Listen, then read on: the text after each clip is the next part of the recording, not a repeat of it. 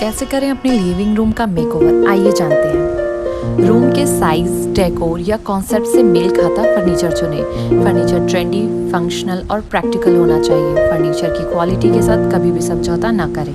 यदि आपको घर सजाने या डेकोर के लिए कलर कॉम्बिनेशन की ज़्यादा समझ ना हो या फिर आप घर में बहुत ज़्यादा एक्सपेरिमेंट नहीं करना चाहती हैं तो एवरग्रीन ब्लैक एंड वाइट का थीम चुनें। अगर कुछ अलग करना चाहती हैं तो इस कॉम्बिनेशन के साथ रेड या फिर कोई भी ब्राइट शेड इसमें शामिल कर सकते हैं। ये थीम कमरे को रिच, रॉयल, क्लासी लुक देता है। यदि फर्नीचर भी एक ही कलर का है तो कमरे की सिर्फ एक दीवार को अलग थीम देकर उसे न्यू लुक दिया जा सकता है। घर को फ्रेश और ब्राइट लुक देने के लिए व्हाइट कलर का पेंट परफेक्ट ऑप्शन है। इसका दूसरा फायदा ये है कि व्हाइट कलर के साथ कोई भी कलर मैच हो जाता है। इसके लिए आपको फर्नीचर का चुनाव करते समय या बहुत ज़्यादा सोचने समझने की ज़रूरत नहीं पड़ती है। घर के न्यू लुक आइडियाज़ के लिए मेरे चैनल को सब्सक्राइब करें और इस वीडियो को लाइक करें। आइए जानते हैं कैसा हो हमारा घर वास्तु के अनुसार। घर के सेंटर में कभी भी ज़्यादा फर्नीचर नहीं रखने चाहिए। ज़्यादा फर्नीचर घर में एनर्जी का फ्लो रोकता है। एनर्जी का ठहराव स्वास्थ्य पर असर डालता है। वास्तु शास्त्र के अनुसार घर के सेंटर में ओवरहेड बीम नहीं होनी चाहिए। हमेशा हमें इस बात का ध्यान रखना चाहिए जहाँ पर हम रोज़ डेली लाइफ में उठते बैठते या लेटते आराम करते हैं उसके जस्ट ऊपर कोई भी बीम नहीं आनी चाहिए। घर में फायर एलिमेंट का भी वास्तु सही होना चाहिए। अगर आपका घर साउथ फेसिंग है या घर में स्लोप जो है आपके घर का वो साउथ की दिशा में है या घर का जनरेटर रूम जो है वो नॉर्थ ईस्ट दिशा में है, इसका बहुत ही बुरा असर पड़ता है। घर के ब्रह्म स्थान पर रेकी क्रिस्टल रखना चाहिए। ये हमारे घर में आने वाले हर नेगेटिव एनर्जी को हमारे घर से दूर रखता है। रेकी क्रिस्टल हम ऑनलाइन भी ऑर्डर करके मंगा सकते हैं। वास्तु से संबंधित और भी जानकारी के लिए मेरे चैनल को सब्सक्राइब करें और इस वीडियो को लाइक करें।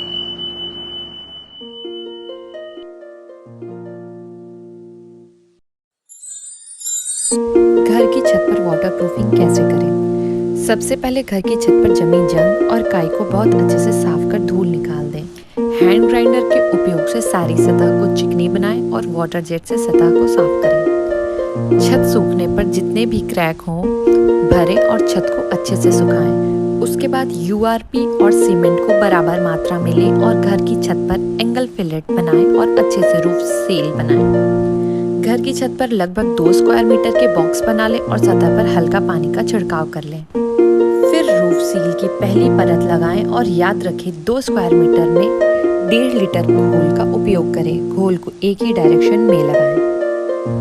उसके बाद 12 घंटे तक इसे सुखाएं और इसके बाद इसी दिशा में दूसरा घोल लगाएं और 48 घंटे तक इसे सूखने दें। इसी प्रकार इसके 3 से 4 कोट लगाने की आवश्यकता होती है। इसी प्रकार की और भी वीडियोस के लिए मेरे चैनल को सब्सक्राइब करें और इस वीडियो को लाइक करें।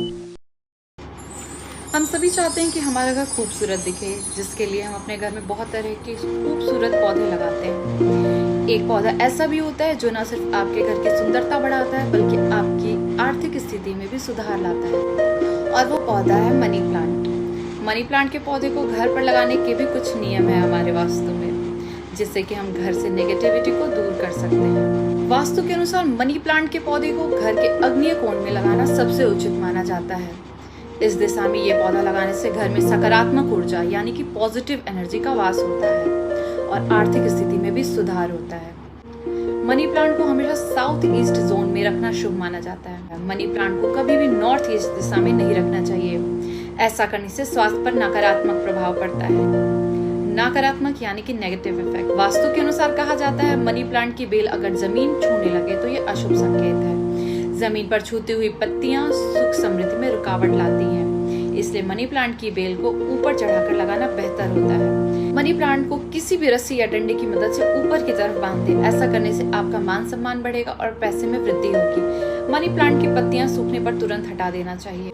माना जाता है कभी भी रविवार को इस पौधे में जल नहीं देना चाहिए। मनी प्लांट के लिए इस वास्तु टिप्स को जरूर अपनाएं। वास्तु से संबंधित और भी जानकारी के लिए मेरे चैनल को सब्सक्राइब करें और इस वीडियो को लाइक करें।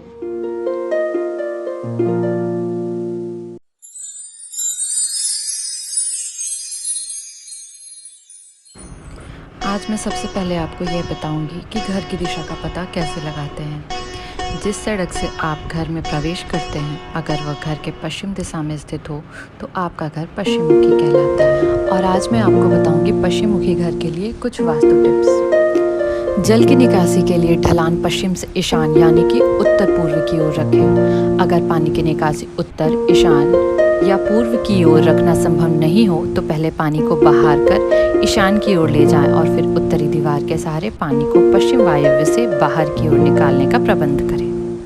पश्चिम दिशा को पूर्व व उत्तर की अपेक्षा ऊंचा रखने से यश और प्रतिष्ठा में वृद्धि तथा धन की आवक होती है। पश्चिम की दीवारों की ऊंचाई व चौड़ाई पूर्व की तुलना में अधिक रखें। पश्चिम में अगर खाली स्थान रखना हो तो पूर्व में उससे अधिक क्षेत्रफल में खाली स्थान की व्यवस्था करें।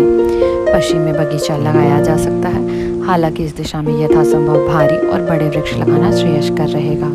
किचन के लिए आग्नेय कोण व वायव्य कोण सबसे उपयुक्त दिशा है। पश्चिम बच्चों के बेडरूम या अध्ययन कक्ष के लिए एक बेहतरीन स्थान है। वास्तु से संबंधित और भी जानकारी के लिए मेरे चैनल को सब्सक्राइब करें और इस वीडियो को लाइक करें।